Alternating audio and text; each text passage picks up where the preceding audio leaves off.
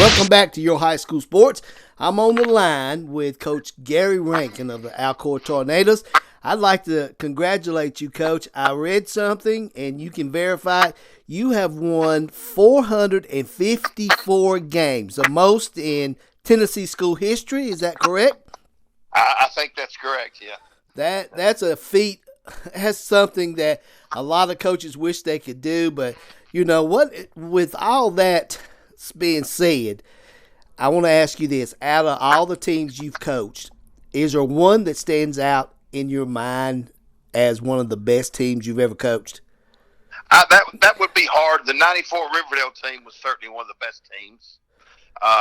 We had multiple SEC players, and I think we gave up 54, 5 points on a 15-game schedule, 15 and 0, and it was a pretty special. It may have been the best team, but we've had a lot of good teams. I've been fortunate with a lot of good teams at Riverdale and at Alcoa. So to pick out one special one, that would be hard, but that was one that was certainly a little bit different as far as talent level and who we had.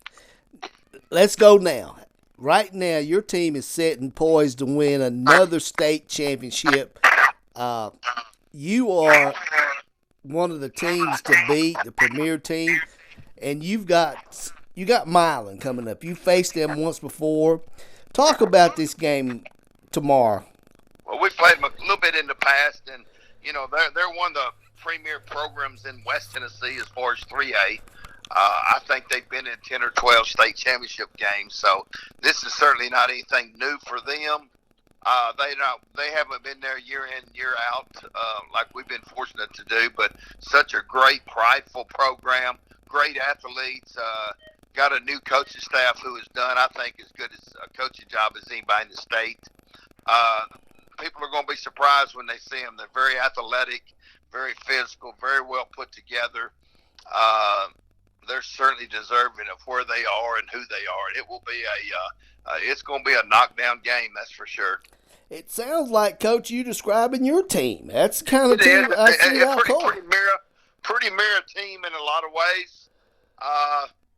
They may have a little more speed than we've got. They're just and like I say, it's a football town. People that are in the football business know about Milan and know the history and some of the great coaches that have come through there, some of the great players. Williamson kid played for the Titans a couple years ago, plays for the Steelers now. Still one of the best linebackers that we've ever faced. He played for them in a state championship game one year. We played him. So they've got tremendous players, tremendous support, and anybody at the game tomorrow will see. They'll fill half of that stadium. Coach, going back through this season, I know we talked a little early about things. Who thought that we'd get this far and we'd get to the championship game. How has your team responded to this season? Well, let me say this: it's probably been the toughest season I've had in many, many, many years. Not only just with COVID, but with injuries. With we had to put a couple kids off the team. Seems like there was something going on in our group just about weekly. And sometimes you get that some seasons, and some seasons everything is just as smooth as it could be. 2 years ago, we had 0 injuries, 0 problems. Probably one of the smoothest years that we've ever had. So sometimes it pops up on you. We lost a couple good kids for the year with injuries, a couple of starters. We've not had that happen here in a while.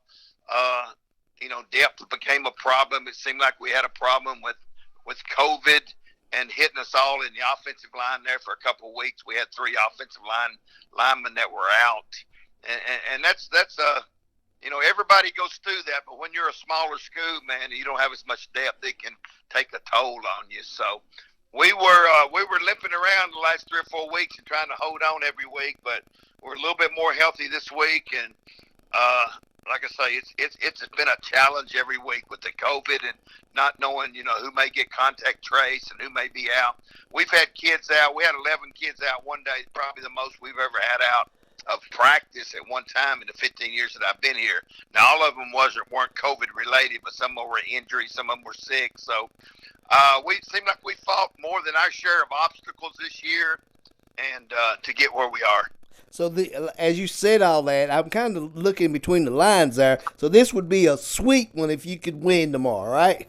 They're all sweet, but it's been a struggle for us to get here, I guess, and be playing as good a football as we'd like to be playing. Uh, I don't know how much better we've gotten in the last 3 or 4 weeks with so many kids missing practice and stuff. So it's a little bit different. So we'll just have to see. Let me ask you this, and I'll wrap this thing up. What does Alcoa have to do to get a win tomorrow? Well, I don't think it's any different, and I think you could ask that question 5 years ago or 5 years in the future. You got to cut out your turnovers, your penalties, don't allow big plays, and then some of you kids got to make big plays. I think that's true at any level, whether it's college, pros. You certainly can't turn the ball over when you're